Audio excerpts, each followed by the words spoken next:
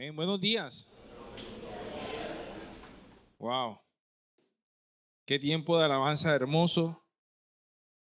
Y quiero que simplemente, como decía mi esposa, abras tu corazón. Hoy vamos a retomar la enseñanza de hace unas semanas atrás. ¿Cuántos se acuerdan lo que estuvimos enseñando hace unas semanas atrás? Hace 2 semanas atrás estuvimos hablando de que el comandante en jefe era Dios. Amén. Y yo les estaba contando que entre un encuentro que tuvo Josué con Jesús, con el ángel de Jehová, hubo 2 acontecimientos importantes. Uno previo y uno posterior.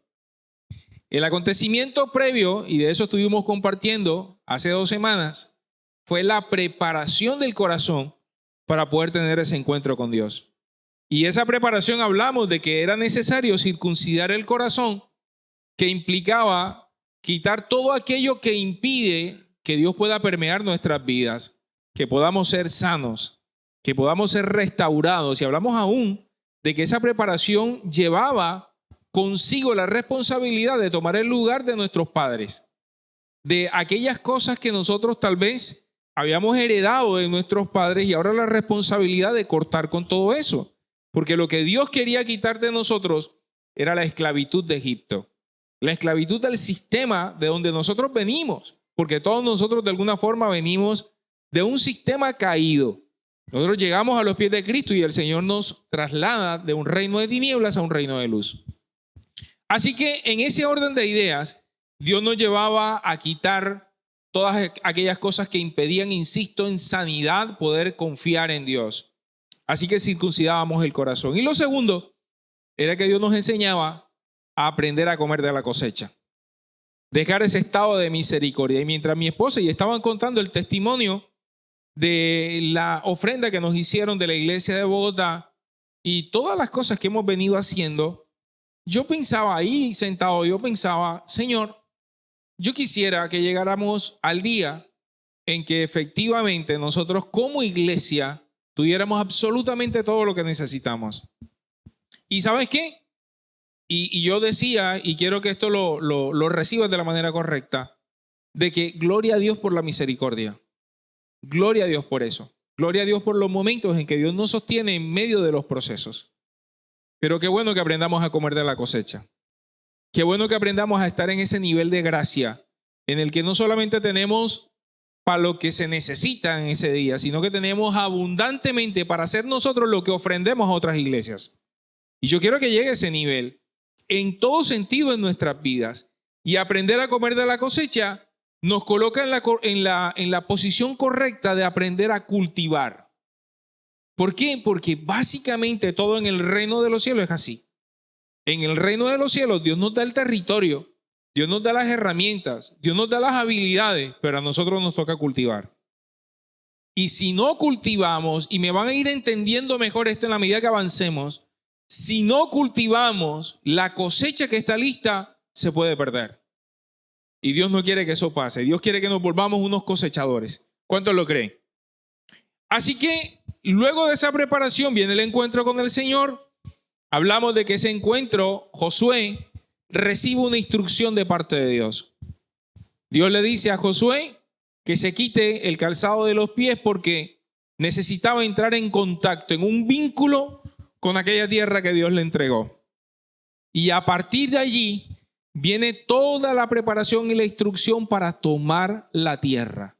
Hoy vamos a hablar de eso. Cómo tomar aquello que Dios nos dio. La promesa que Dios nos entregó a cada uno de nosotros, poder poseerla. Porque, insisto, una cosa es que Dios nos entregue algo y otra cosa es que nosotros lo poseamos. Y poseer la tierra es realmente aprender a valorarla y de ahí en adelante de que nosotros podamos ver todas las cosechas que Dios quiere para nosotros. Amén. Así que acompáñame al libro de Josué, capítulo 6. Seguimos ahí en Josué, en el capítulo 6 ahora.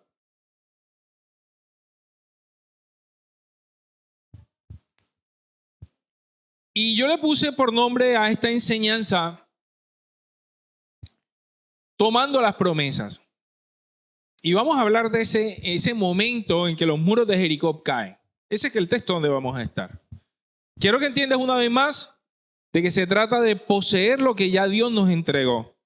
Y hay una pregunta que quiero que anotes para los que toman apuntes sobre todo.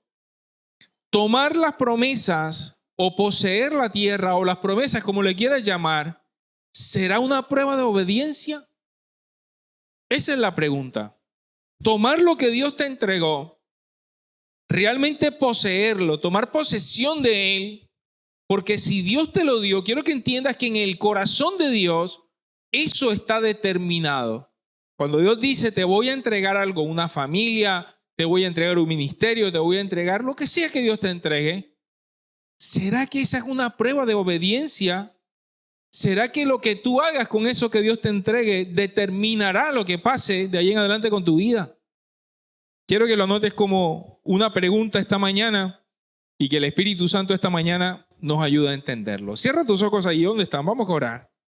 Y vamos a pedirle a Dios esta mañana que a través de su Espíritu traiga revelación a nuestro corazón. Señor, yo te doy tantas gracias que esta mañana yo bendigo tu santo nombre.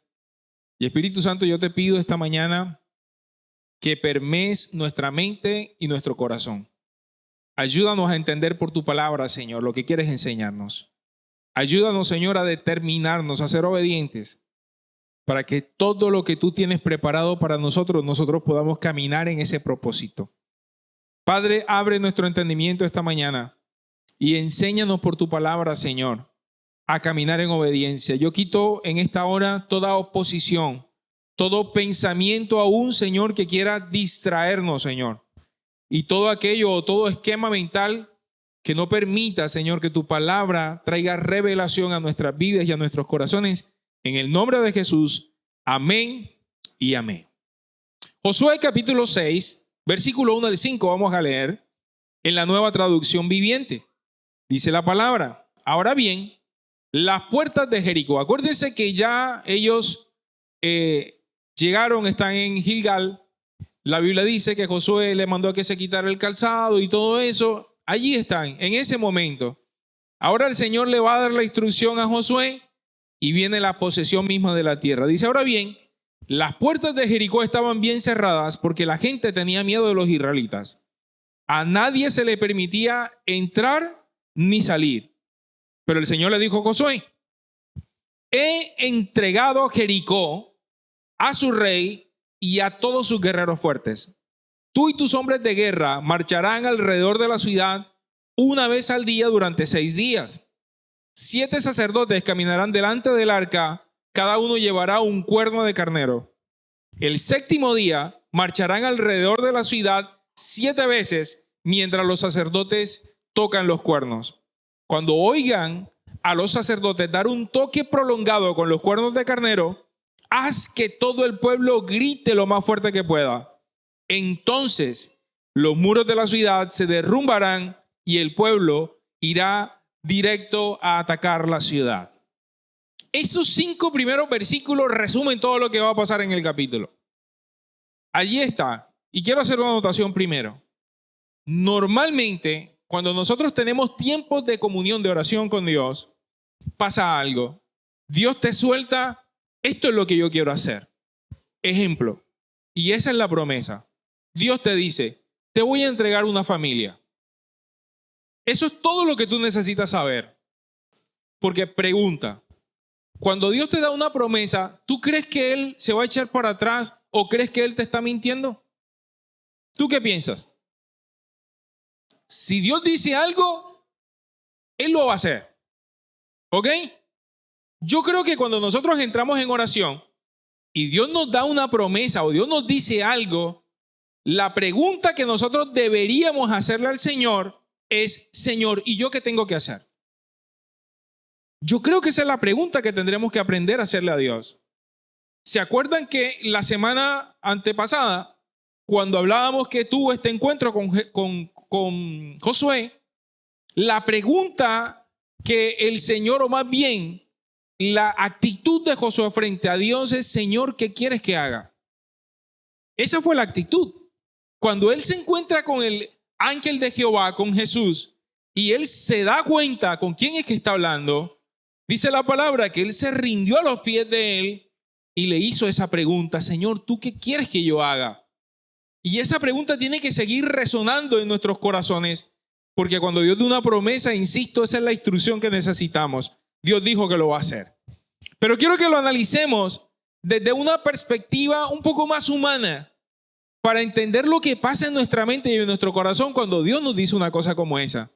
Porque Dios está con Josué y Dios le dice: te he entregado. O sea, no le dijo te voy a entregar, le dijo te he entregado a Jericó, a su rey y a todos los hombres fuertes de allí.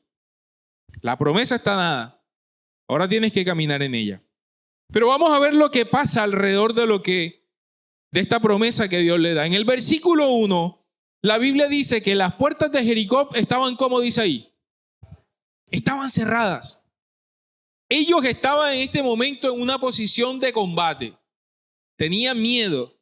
Ellos habían escuchado del pueblo de Israel. Sabían que Dios estaba con ellos. Ellos habían escuchado la historia del Mar Rojo que se había abierto, que habían muerto todo el ejército de Egipto. Así que ellos sabían con quién se estaban enfrentando, un pueblo que tenía a Dios de su lado. Y la Biblia dice que si Dios es conmigo, ¿quién contra mí? Ellos sabían con quién se estaban enfrentando, pero las puertas estaban cerradas. Pregunta esta mañana: ¿cuántas veces has sentido que las puertas se te cierran? ¿Cuántas veces te encuentras con estas circunstancias en que tú sientes que las puertas que están cerradas? Y ¿sabes una cosa? Hace muchos años, uno de los tantos trabajos que yo tuve es que yo entrenaba. Empecé a trabajar en una empresa donde se vendían tiempos compartidos, no sé qué, y terminé trabajando en una empresa donde se vendían sistemas de ingeniería y arquitectura. Se vendía, ¿cómo es que se llama ese programa? Se me olvidó.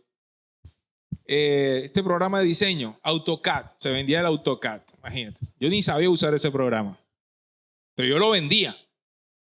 Yo vendí programas de inglés y yo tampoco hablaba inglés. Así que para que vean lo buen vendedor que yo era en esa época. Pero el hecho es que por mi instrucción como psicólogo, a mí me pedían que yo le hiciera charlas a los vendedores. Y una de las cosas que yo les decía a ellos es que si en tu mente la puerta que tú vas a tocar no se va a abrir, muy seguramente ahí se pierde la venta. Porque si tú estás pensando que vas a tocar una puerta y que si esa puerta no se va a abrir, tú dices: ¿para qué la toco si no me van a abrir? O si me abren, no me van a recibir. Y si me reciben, no me van a escuchar. Y si me escuchan, no me van a comprar. Así que ¿para qué toco? Y muchas ventas se pierden desde ese punto. Porque la gente piensa: no me van a abrir. ¡Qué pereza! Al contrario, lo que se les enseña a los vendedores, y no sé cuántos vendedores hay aquí hoy, es que no toques la puerta, empújala, entra. Porque cuando estés adentro, ya tienes la mitad de la venta hecha. De ahí en adelante va a ser realmente, es convencer de que el buen producto que tú estás llevando lo deben comprar. Entonces quiero que entiendas esta mañana que cuando tú encuentres puertas cerradas, tienes al mejor cerrajero del mundo contigo. Y es el Espíritu Santo de Dios. La palabra en el libro de Apocalipsis, capítulo 3, versículo 7 dice, Apocalipsis capítulo 3, versículo 7 dice: escribe esta carta al ángel de la iglesia de Filadelfia. Este es el mensaje de aquel que es santo y verdadero, es decir, Jesús, el que tiene la llave de David. Lo que él abre, nadie puede cerrar. Y lo que él cierra, nadie puede abrirlo. Dios es el que abre las puertas. Y dice la palabra, el que tiene la llave de David. Yo quiero que subrayes eso en tu Biblia, porque esto después, no este domingo, sino un par de domingos más arriba, lo vas a entender mejor. Pero la llave de David es lo que nosotros estábamos haciendo ahora. Estábamos adorando. Esa es la llave de David. Isaías capítulo 22, versículo 22, habla proféticamente de que esa es la llave que se nos entregaría. Esta llave que abre todas las puertas. Por eso cuando tú encuentras una puerta cerrada en tu vida, en vez de decir, la puerta está cerrada, nadie la puede abrir, tú tienes que empezar a adorar a Dios, orar, interceder Y si puedes hacer ayuno, mejor. Esa es la adoración. Entregar tu vida delante de Dios. Y te vas a dar cuenta cómo Dios empieza a abrir puertas que nadie puede abrir y cierra puertas que nadie puede cerrar. Y cuando Dios las abre, nadie las cierra. Y cuando Dios las cierra, nadie las abre. Ese es el Dios que tenemos. Y ese es el Dios al que tenemos que venir delante de su presencia, el Dios que puede abrir las puertas. Ahora, ¿qué representan esas puertas cerradas? Las puertas cerradas, ojo, no son un obstáculo. Escúchame bien. Las puertas cerradas no son un obstáculo para Dios. Las puertas cerradas son una oportunidad de levantar nuestra fe. Esas son puertas cerradas, oportunidades de levantar nuestra fe. Cuando tú te encuentres con una puerta cerrada en tu vida, sea cual sea esta, sea una puerta que de repente se te está cerrando en el trabajo, en la economía, con tu familia, hey, tranquilo, es una oportunidad de Dios de levantar tu fe.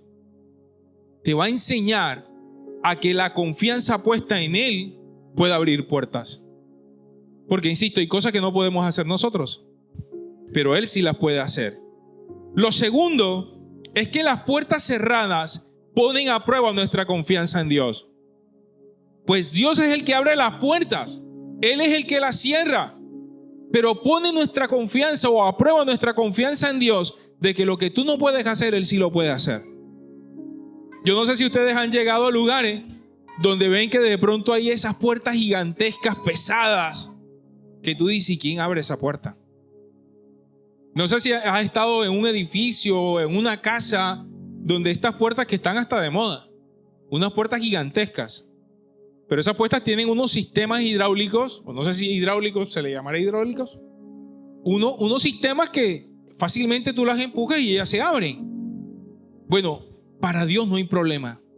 Es más, en el tabernáculo de Moisés, la Biblia enseña que para ir al lugar santísimo, el lugar propio de la presencia de Dios, había allí un telón, había como una especie de cortina que era supremamente pesada. Y esa cortina, por eso estaba antes el altar del incienso, porque es el altar de las oraciones. Y lo que algunos creen que era tan pesada esa cortina, que cuando el sacerdote entraba ahí y presentaba el incienso, que tipifican las oraciones del pueblo de Dios, entonces Dios era el que abría esa cortina. Ahora la Biblia dice que Cristo la abrió de par en par y quitó ese obstáculo, porque eso es lo que hace Jesús, quita los obstáculos de nuestra vida. Amén. Lo tercero es que las puertas cerradas desarrollan nuestro carácter y elevan nuestras habilidades y dones al siguiente nivel. ¿Por qué desarrollan nuestro carácter?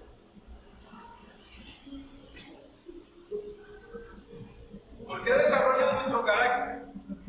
Desarrollan nuestro carácter porque la oposición hace que salga lo mejor de ti. Si ustedes han visto el proceso de una mariposa, cuando una mariposa va a salir de la cupa del capullo, la mariposa tiene que enfrentarse a la necesidad de abrir el capullo. Nosotros no deberíamos agarrar el capullo y abrírselo a la mariposa, porque en ese momento el esfuerzo que ella está haciendo es lo que hace que se irrigue sangre, que se irrigue en sus alas la capacidad de poder. Así que si tú no te enfrentas a eso, la capacidad, el desarrollo de tus habilidades no se va a poder dar. Por eso a los hijos no se les puede entregar todas las cosas. Hace un rato precisamente estábamos allá en la oficina y estábamos orando y hablábamos de que este tiempo es tiempo de enseñar a cultivar la tierra a nuestros hijos. Porque ¿cuál es el error que cometemos los papás? Que nosotros no dejamos que nuestros hijos aprendan a cultivar la tierra, le entregamos el fruto. Es más, en algunos momentos ni siquiera los enseñamos a que agarren el fruto, por lo menos que agarren el fruto. Algunas veces se lo cortamos, se lo picamos y se los entregamos. Otras veces hasta papilla le hacemos con él. Y por eso, después cuando ellos se tienen que enfrentar a la vida, pasan tanto trabajo. Porque nosotros hicimos que ellos no trabajaran o hicieran lo que nosotros. Por eso, muchachos, los jóvenes que están aquí, los niños que están aquí, que tu papá, que tu mamá te mande a lavar platos, te mande a cocinar, te mande a barrer, dale las gracias al Señor por eso. Porque si tú no aprendes a hacer este tipo de cosas ahora, no vas a aprender a cultivar tu tierra. Y el día que te cases, que el día que hagas una familia, no vas a saber hacer nada de eso. ¿Y cuántos jóvenes, en verdad, pasan trabajo por esa circunstancia? Entonces las puertas cerradas lo que hacen es que forman nuestro carácter, desarrollan nuestras habilidades, hacen que nuestra creatividad surja, que nosotros tengamos la necesidad de pedirle, Señor, hazme fuerte en esto, que me enfrente yo a cualquier circunstancia, que es Dios el que me va a ayudar a salir de ella. Amén. Así que esas tres cosas representan las puertas cerradas. Lo segundo que quiero anotar del texto que acabamos de leer, que en el versículo 2, el Señor le dijo a Josué, te he entregado a Jericó. Y esto es lo que yo llamé la victoria asegurada, lo que les decía ahora. Eso de que nos entregó Jericó, le entregó al rey, le entregó los hombres fuertes, tipifica cada una de esas cosas, tipifica lo que la promesa implica para nosotros. La tierra, es decir, la promesa cultivable que Dios te entregó es una realidad espiritual que tú tienes que aprender a vivir. Porque ya la tienes. Los que tenemos familia, tú no vas a decir, es que Dios me va a entregar una familia, ya la tienes. Ya Dios te dio una vida, Dios te dio una casa, Dios te dio un ministerio, te dio una mente, una profesión, te dio habilidades. Ninguno de los que estamos aquí pudiéramos decir, a mí Dios nunca me ha entregado nada. Porque la vida, el aire que tú respiras hoy te lo dio Dios. Las habilidades que tienes, lo que sabes hacer, te lo entregó Dios. Ahora, que tú lo estés cultivando es distinto. Que lo estés aprovechando es diferente. Pero Dios ya te entregó Jericó. Dios te entregó la tierra. Dios te entregó la posesión. Lo cultivable ya Dios te lo entregó. Ahora también dice que le entregó el rey de esa tierra. Insisto, es importante entender de que nosotros vivimos en sistemas espirituales. Y sabes que hay potestades que toman lugar en ciertas cosas que nosotros tenemos que luchar. Hay potestades que están en contra de la familia. Hay potestades que están en contra de la economía. Y estoy hablando de aspectos espirituales. Pero Dios los venció y Dios te los entregó. Dios te entrega las promesas y Dios te entrega la habilidad de poder vencer todas las cosas que se oponen. Cuando Cristo fue a la cruz del Calvario, toda esa oposición realmente fue vencida. Pero tenemos que estar nosotros apercibidos de que es así. Y que nosotros que estemos convencidos de que ninguna de esas cosas se puede levantar en contra nuestra porque ya están vencidas. El problema muchas veces es que somos nosotros los que le abrimos la puerta. Y somos nosotros los que le damos el poder para que hagan con nosotros lo que quieran.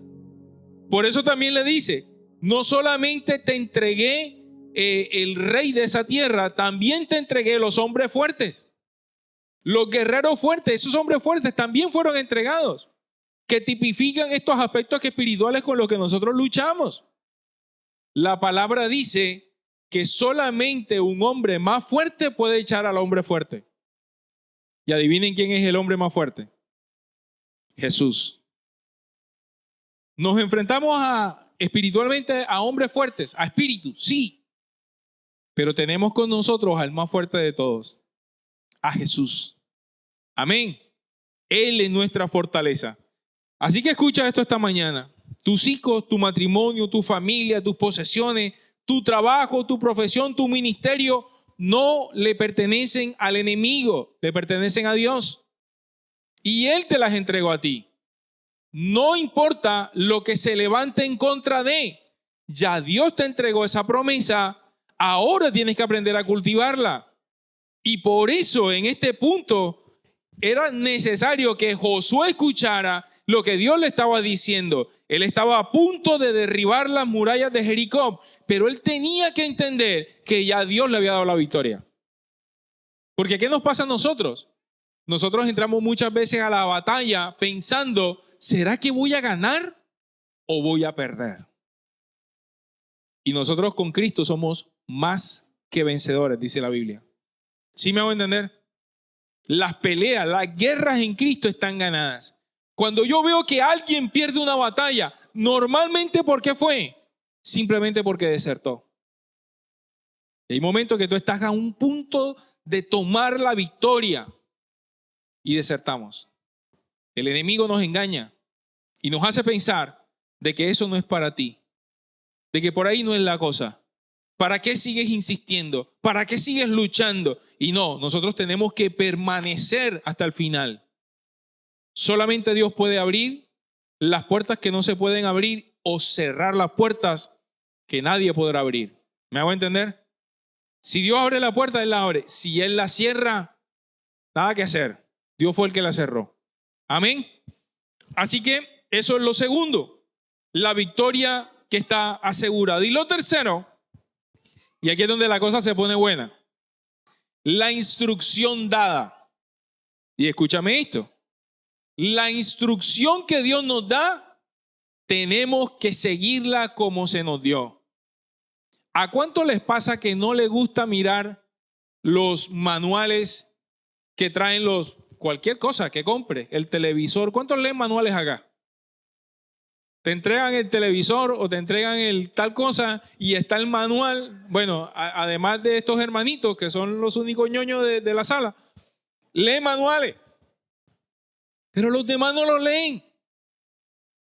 Y a nosotros nos entregan, no sé, compramos un televisor, un equipo, lo que sea que compremos, inmediatamente lo conectamos y lo vamos prendiendo. Y muévale botón, porque decimos, no, aquí aprendemos. Neciando es como se aprende. Así nos pasa. Y no leemos el manual. Pero ¿sabes una cosa? Que con Dios es distinto. A Dios primero hay que aprender a escucharlo. Y cuando escuches a Dios, lo segundo y más importante es aprender a obedecerlo. Dios no es el amiguito de por la casa, que tú le paras bola sí o no. Dios, y te lo voy a decir de esta manera, Dios no es tu papá. O sea, tu papá terrenal. Porque nosotros los papás les decimos sí y después los enviamos. Dios no es tu jefe. Dios es Dios. Él está por encima del bien y del mal, como decíamos hace unos días atrás. Dios es el dueño de todas las cosas. Dios es el dueño del manual. A Dios hay que aprender a obedecerlo, sí o sí. Aquí no quedan medias tintas. ¿Será que sí lo obedezco? ¿Será que no lo obedezco? Cuando tú te halles frente a algo que Dios te ha dicho, será diciéndote a ti mismo, ¿será que sí? Ya perdiste. Porque a Dios no se le cuestiona. Job entendió eso. Job dijo, ¿cómo voy a pelear yo con Dios si Él fue el que hizo los cielos y la tierra? O sea, ¿cómo vas a pelear con el dueño del manual, con el fabricante? Acuérdate, nosotros somos las vasijas de barro, Él es el alfarero. Amén. Así que miremos entonces, con respecto a esta instrucción, lo primero que tenemos que entender, que para seguir esa instrucción tenemos que tener integridad en el carácter. Escucha eso, integridad en el carácter. Él le dijo a Josué, y esta fue la instrucción, le dijo, tú, los sacerdotes y los guerreros tienen que ir delante. ¿Se acuerdan la instrucción que acabamos de leer ahorita? Le dijo que tenían que llevar el arca, tenían que ir 7 de ellos, los 7 sacerdotes adelante. Además, los guerreros, le dio una instrucción, pero le dijo tú. Y esto fue lo que el Espíritu Santo me mostró con respecto a eso. ¿Qué tipifican cada uno de ellos? Josué era el líder. Así que cuando hablamos de integridad de carácter, tienes que entender que el líder de tu casa eres tú. No esperes que nadie haga lo que a ti te corresponde hacer. El líder eres tú y tenemos que tomar liderazgo. Los hombres que estamos en este lugar tenemos que tomar el liderazgo en nuestras casas. Y las mujeres que están en este lugar tienen que tomar el liderazgo en lo que les corresponda. Las mujeres que están solas tienen que ser sus líderes. Pero tenemos que aprender a liderar, a tomar decisiones con todo lo que esto implica. La vida se trata de decisiones. Y muy sencillamente Dios dijo, pongo delante de ti la vida y la muerte, el bien y el mal, escoge. Y dice, escoge pues la vida para que te vaya bien a ti y a tu descendencia. Eso es liderar. Pero cuando nosotros decimos como líderes, después procrastinamos, ya hemos hablado de eso. Al final, cuando tú no tomas el liderazgo de tu casa, alguien lo va a tomar. Y normalmente ese que toma el liderazgo de tu casa cuando tú no lo tomas es el enemigo. Por eso muchas veces estás viendo que tu vida está siendo conducida al lugar que no es. Porque no has tomado el liderazgo espiritual, el liderazgo físico, material de tu casa. Segundo, también le dijo que fueran los sacerdotes. No solamente tienes que ser el líder, tienes que ser el sacerdote de tu casa. Y ser el sacerdote tiene que ser, o implica, asumir el rol de quien trae la presencia de Dios a casa, de quien intercede, ora, adora y convoca. Ese es el rol de sacerdote. Levántate a orar. Ora por tu casa. Ora por tus hijos. Ora por tus finanzas. Nadie más lo va a hacer por ti. Cuando a mí alguien me dice, pastor, ore por mí, yo le digo, sí, yo puedo orar por ti. Es más, y voy a ser totalmente honesto, cuando yo oro por ustedes, mis oraciones son oraciones muy superficiales. ¿Por qué? Porque yo no conozco la profundidad de los asuntos de ustedes. Así que yo oro simplemente. Si yo oro, por ejemplo, por Ricardo y por Jimena, yo oro, Señor, bendícelos, llénalos de tu gracia, dale sabiduría. Esas son mis oraciones. Así son mis oraciones. ¿Por qué? Porque yo no puedo orar por lo específico que estás viviendo. Yo simplemente oro para que Dios los ilumine, Dios traiga transformación, los ayude a ser obedientes. Esas son mis oraciones. Pero cuando tú te metes en la presencia de Dios como sacerdote y buscas el rostro del Señor, viene la instrucción precisa. Y eso solamente te compete a ti como sacerdote o sacerdotisa. Amén. Lo tercero, habla de los guerreros. No solamente el líder Josué, no solamente el sacerdote, sino el guerrero. Y ese es el tercer rol. Debes ser el guerrero de tu casa. Y me encanta porque dice la palabra, y ahora lo vamos a leer más adelante, de que él se levantó desde temprano. Ser el guerrero es el que se levanta en autoridad a pelear las batallas espirituales. Acuérdate que nuestra guerra no es contra carne y contra sangre, sino es una guerra espiritual, contra huestes de maldad, contra gobernadores de las tinieblas, contra espíritus. Y el primer lugar de batalla donde tú tienes que vencer es espiritual. Es en tu mente, es en tu corazón. Porque muchas veces perdemos, insisto, la batalla antes de empezarla. Porque decimos, ¿para qué batallo esto? Si ya ¿para qué viene el desánimo? No te levantas a orar, ya no sigues insistiendo. ¡Ey, no! Levántate, ora. La palabra dice que el gozo del Señor es nuestra fortaleza, que Él nos sostiene con su diestra poderosa. Y cuando nosotros somos débiles, Él se fortalece en nosotros. Así que necesitas ser el líder, el sacerdote y el guerrero de tu casa. Amén. ¿Cuántos lo creen? Eso se llama integridad en el carácter delante de la instrucción. Ahora, la instrucción propiamente dicha fue que la presencia de Dios estuviera en medio de ellos. Porque la presencia en medio de la obediencia es la que trae verdaderamente la victoria. No solo se trataba de seguir la instrucción, se trataba de que la presencia de Dios estuviera permeando esa instrucción. Porque tú puedes seguir la instrucción de Dios, pero si la presencia no está, tampoco sirve. Amén. Escucha esto. Tú puedes seguir la instrucción, pero si la presencia no está, tampoco sirve. Tú puedes buscar la presencia, pero si no hay obediencia a la instrucción, no sirve. Se necesitan las dos cosas. Necesitas buscar la presencia y necesitas seguir la instrucción.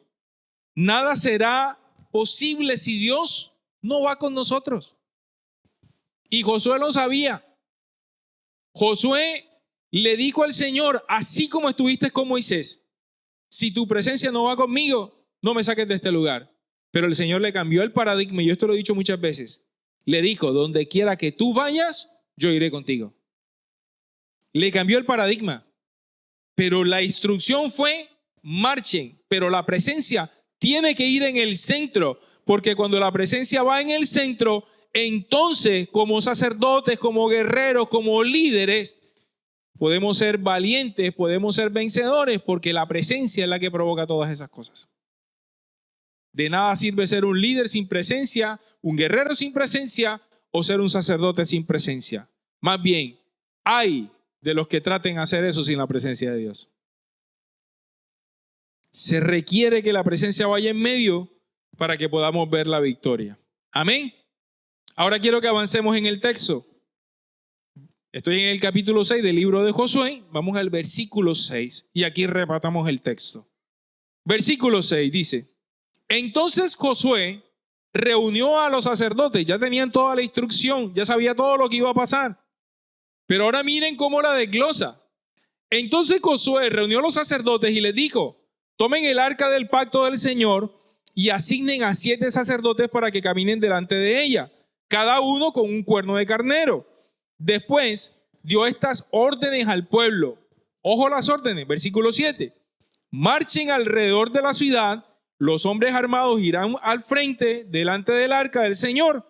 Después de que Josué le habló al pueblo, los 7 sacerdotes con los cuernos de carnero comenzaron a marchar en la presencia del Señor, sonando los cuernos mientras marchaban.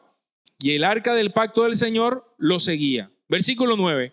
Algunos de los hombres armados marchaban delante de los sacerdotes que llevaban los cuernos, y otros iban detrás del arca mientras los sacerdotes seguían sonando los cuernos. Escuchen eso.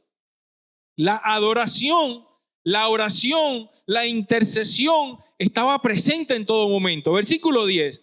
No griten, ni siquiera hablen, ordenó Josué. Que no salga ni una sola palabra de ninguno de ustedes hasta que yo les diga que griten. Escucha eso. Subráyalo por favor en tu Biblia. Entonces griten. Así que ese día llevaron el arca del Señor alrededor de la ciudad solo una vez y luego todos regresaron para pasar la noche en el campamento. Josué se levantó temprano a la mañana siguiente y una vez más los sacerdotes cargaron el arca del Señor. Los 7 sacerdotes marcharon delante del arca del Señor sonando los cuernos del carnero. Los hombres armados marcharon delante de los sacerdotes que llevaban los cuernos y detrás el arca del Señor. Durante todo ese tiempo los sacerdotes no dejaron de sonar los cuernos. Ese segundo día volvieron a marchar alrededor de la ciudad solo una vez y regresaron al campamento, haciendo lo mismo durante 6 días seguidos. El séptimo día, los israelitas se levantaron al amanecer y marcharon alrededor de la ciudad como lo habían hecho los días anteriores, pero esta vez dieron 7 vueltas alrededor de la ciudad. En la séptima vuelta, mientras los sacerdotes daban el toque prolongado con los cuernos, Josué le ordenó a los israelitas: griten, porque el Señor les ha entregado la ciudad. Jericó y todo lo que hay en la ciudad deben ser destruidos por completo como una ofrenda para el Señor. Solo se les perdonará la vida a Rahab la prostituta y a los que se encuentran en su casa, porque ella protegió a nuestros espías. Versículo 18. No se queden con ninguna cosa que estén destinadas para ser destruida, pues de lo contrario, ustedes mismos serán destruidos y por completo y traerán desgracia al campamento de Israel. Versículo 19. Todo lo que esté hecho de plata, de oro, de bronce, de hierro, pertenece al Señor y por eso es sagrado. Así que colóquenlo en el tesoro del Señor. Cuando el pueblo oyó el sonido de los cuernos del carnero, gritó con todas sus fuerzas y de repente los muros de Jericó se derrumbaron y los israelitas fueron directo al ataque de la ciudad y la tomaron. Con sus espadas destruyeron por completo todo lo que había en la ciudad, incluyendo hombres, mujeres, jóvenes, ancianos, ovejas, cabras, burros y todo ganado. Amén. Qué tremenda escena esta que acabamos de ver, de cómo pasa todo lo que ya había instruido el Señor. Y simplemente quiero hacer unos apuntes y con esto aterrizo todo y terminamos. Las instrucciones de Josué para marchar fue: háganlo en silencio. Escucha esto. háganlo en silencio. Tenían que marchar 7 días. Los 6 primeros días tenían que dar una sola vuelta y tenían que hacerlo en silencio. ¿Por qué creen ustedes que Dios mandó a que marcharan en silencio? ¿Qué creen ustedes? ¿Por qué creen que Dios? ¿Qué pasó? Para poder escuchar lo que Dios estaba diciendo. ¿Por qué más creen ustedes que Dios mandó a que marcharan en silencio? ¿Qué problema tenemos nosotros los seres humanos con las instrucciones que nos dan? No las obedecemos, pero ¿qué otras cosas hacemos? Las distorsionamos muchas veces, pero murmuramos, criticamos, negamos, enjuiciamos y bueno, pudiera quedarme toda la mañana diciendo que otras cosas más hacemos con nuestra boca. Y en la mayoría de las ocasiones Dios te va a decir, cuando yo te dé una orden, guarda silencio y recíbela en tu corazón. Porque la obediencia, además de ser inmediata, la obediencia tiene que ser íntegra. No sirve de nada que tú obedezcas algo que estás criticando. Pues yo obedezco porque me toca. Eso no es integridad. A Dios se le debe una honra completa. Y mis amados, de nuestra boca, en estas situaciones muchas veces se convierte en un arma de doble filo. Porque en vez de salir bendición, en vez de salir fe, lo que sale es maldición e incredulidad. En vez de que salga de nuestra boca realmente un manto de fe, lo que sale es queja y juicio. Y esto, mis amados, carga negativamente las cosas que se tienen que hacer. Ellos marcharon en silencio. Imagínense, porque el pueblo de Israel eran más de 2 millones de personas.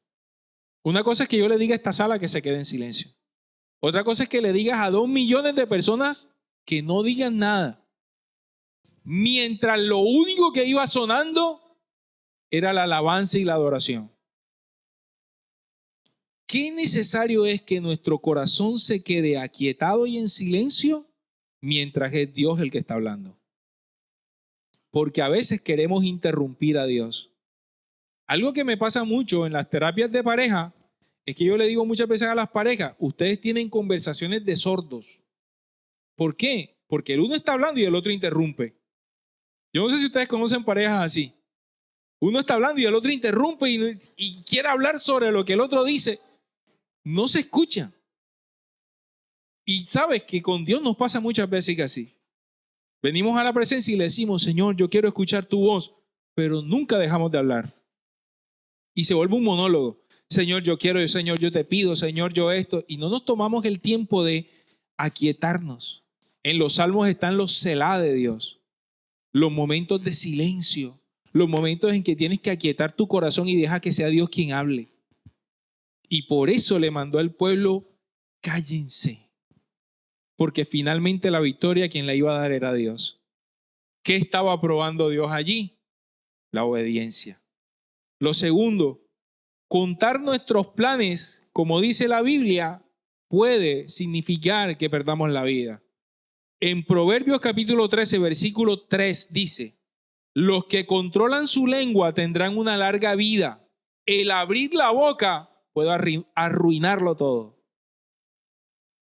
¿Cuántas veces tú tienes un plan y abriste la boca? Y entonces la gente que envidia maldice tu plan. El proverbista dice, mantén silencio. Porque cuando abres la boca puedes arruinar los planes que yo tengo contigo. Si la instrucción es silencio, silencio. Cuando tú ores al Señor y Dios te da una instrucción y el mismo Dios te diga, cállate, no digas nada. No salgas por ahí corriendo a contarle a todo el mundo. Quédate en silencio. Deja que Dios sea Dios y que Dios provoque realmente el milagro que quiere provocar en nosotros. Amén. Lo siguiente que vemos en el texto que acabamos de leer es la diligencia determinada. Josué se levantó temprano. La guerra y la posesión debe hacerse con diligencia y debe hacerse temprano, mis amados. El séptimo día dice que se levantó aún al amanecer. Y por eso esas oraciones de mañana, muy de mañana, son tan necesarias. No es porque orar de madrugada tenga otra cosa distinta a que estás colocando a Dios como lo primero de tu día. Pero también tiene que ver con que nosotros le demos la honra al Señor como una ofrenda sacrificial a Él, siendo diligentes. No dejes para más tarde lo que puedes hacer temprano. Levántate de madrugada. Y esto es algo que se los quiero dar como una instrucción, mis amados. Tienes un problema, tienes una batalla que ganar. Levántate de madrugada. Peléala como líder, como sacerdote, como guerrero. Porque el Wi-Fi de Dios a esa hora está despejado. La conexión es mejor a esa hora. ¿Sabes por qué? Porque no está el bullicio del mundo, del trabajo, de las preocupaciones. Antes de poner cualquier otra cosa en tu día, en tu mente y en tu corazón, primero ponlo a Él. Y eso, ¿sabes qué hace? Despeja las carreteras espirituales. Porque cuando nosotros buscamos al Señor al final del día, esa oración va a ir cargada de preocupaciones, de cosas, de cansancio, una cantidad de cosas. Se lo digo porque a mí me pasa. Cuando voy a orar, que a veces que tomo momentos para orar en la noche, a esa hora a veces ni me puedo concentrar. Porque estoy pensando en lo que pasó, en lo que no sé qué, en lo que no sé cuándo. Y no me puedo concentrar. Pero cuando yo me meto en la mañana, ¿y sabes qué hago yo? Yo pongo a hacer el cafecito y me meto ahí con el Señor. Y yo tengo como ese tiempo de intimidad con Dios. Y después cuando ya el cafecito está listo, vengo y me sirvo mi café y me tomo un café con el Señor. Y sabes, es rico, porque es una conversación donde yo hablé no solamente con mi amigo, con mi padre, con mi Señor, sino que más importante lo escuché a Él. Amén. Esa es la instrucción que Dios quiere darnos. También dice que la séptima vuelta o el séptimo día dieron 7 vueltas. El número 7 es un número profético. Es el número de la plenitud de Dios. Es el número de la completud de Dios. Y Dios no entrega las cosas sin antes probar nuestra fe. Y sabes que todos esos días que ellos estuvieron marchando en silencio, era también probando nuestra resistencia, probando también nuestra paciencia, porque todos quisiéramos que pasara el primer día y a la primera hora. Pero Dios nos lleva de poco en poco hasta que finalmente nos da la victoria. Muchas de las cosas que les pides a Dios no van a pasar enseguida. Muchas de las guerras espirituales no solamente te van a tocar 7 días orar, algunas de ellas te va a tomar incluso meses, incluso años. Pero yo te puedo asegurar que si tú resistes, al final, cuando estés listo, cuando tu carácter esté fortalecido, entonces va a soltar Dios lo que tiene para ti. Te va a dar la victoria. Aquí hay gente que ha orado por años por ver a un esposo convertido, como por ejemplo el pastor Ricardo. Oraron por años por él y hoy es pastor. Rita también oró muchos años por Efraín y hoy Efraín también está caminando en el liderazgo de esta iglesia. Y algunos de ustedes también han orado por años por algunas cosas. No dejen de orar por sus hijos. No dejen de orar por ver el cumplimiento de un sueño, aunque sea material incluso. Porque a su tiempo, como dice la palabra, nosotros veremos la victoria del Señor. Amén. Ahora, también dice ahí en la instrucción que no se quedaran absolutamente con nada de lo que Dios mandó a destruir. Y mucha gente me ha hecho esta clase de preguntas. ¿Por qué Dios mandó a hacer como si fuera como un holocausto? Mandó a matar a toda la gente de Jericó. Pero no era Jericó propiamente dicha, era lo que ellos representaban. Y Jericó representaba, ¿sabe qué? La cizaña. Aquello que tenía que ser desarraigado de la tierra. Muchas de nuestras batallas, ¿sabes qué hacemos? Nos quedamos con un pedacito.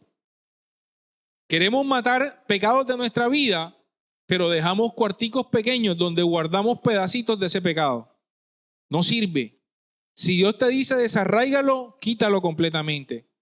No te quedes con un poquito de pecado o con un poquito de aquello que te hace daño. Desarráigalo de tu vida, porque eso es lo que te va a llevar a la santidad que luego te va a llevar a la victoria. Amén. Y por otro lado, también dice que los objetos que eran de oro, que eran de plata, lo que le pertenecía al Señor, que se lo dejaran a Dios. Y tenemos que entender de que a Dios hay que darle lo que a Él le pertenece. Como dice la Biblia también, al César lo que es del César y a Dios lo que es de Dios. Tu vida, tu corazón, tus hijos, tu familia le pertenece a Dios. Entrégasela como una ofrenda. No dejes de darle a Dios lo que tienes que darle. Y finalmente, los muros cayeron. ¿Y sabes por qué?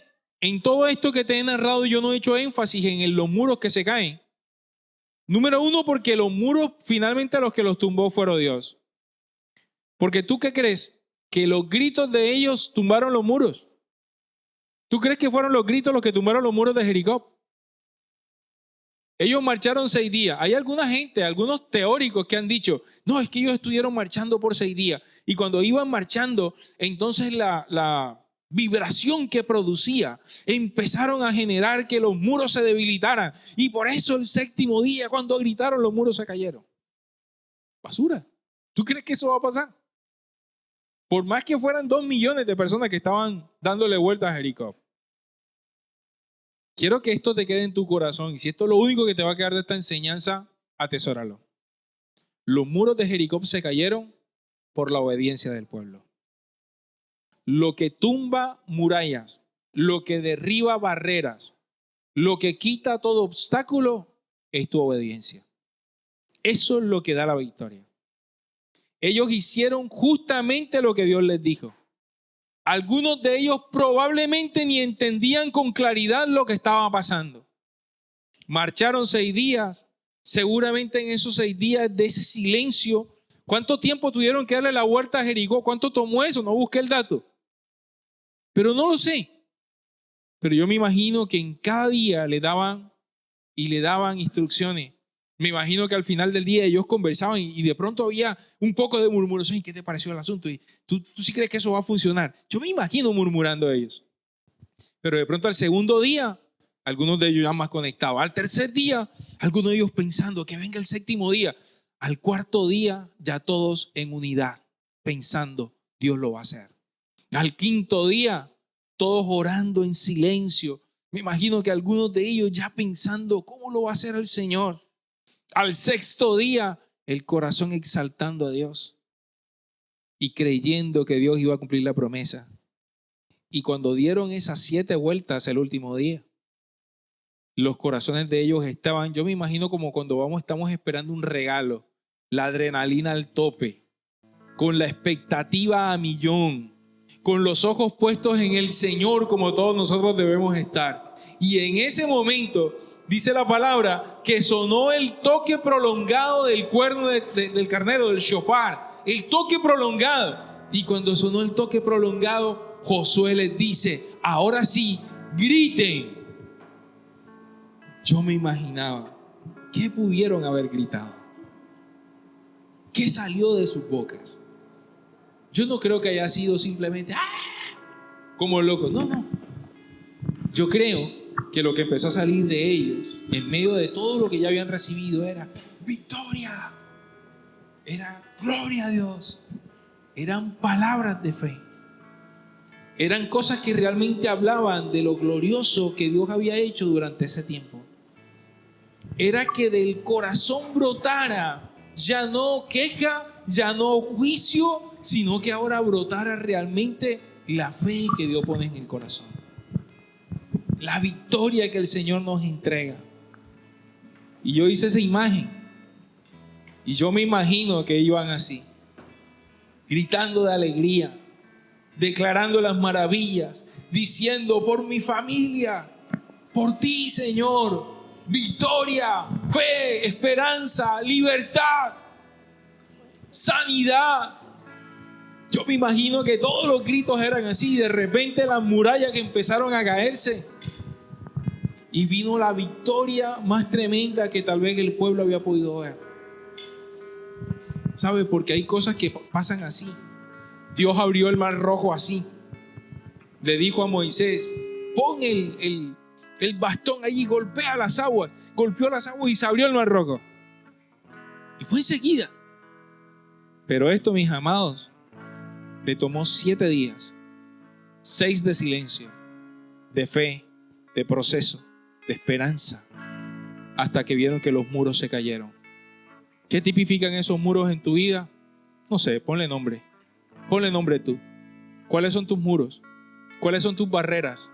¿Cuáles son tus murallas? ¿Qué es eso que tiene que derribarse en tu vida? ¿Qué es eso que te impide que tomes posesión de lo que Dios te ha entregado? Que realmente empieces a caminar como Dios quiere. ¿Sabes que lo que a mí más me sorprende de toda la historia de Josué y de todo lo que pasó con el pueblo de Israel? Es que después que tomaron posesión del pueblo de Israel, después que tomaron posesión de Jericó y vencieron a muchos pueblos más y tomaron posesión, ¿sabes que en algún punto ellos se olvidaron del Señor? En algún punto el pueblo de Israel una vez más caía en desobediencia.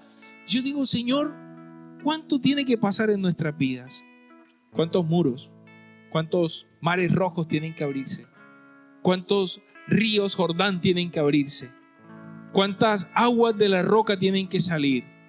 ¿Cuántos milagros tenemos que ver para que creamos que este es el Dios de nuestra victoria? Porque la tierra ya se te entregó. Ahora tienes que aprender a cosecharla.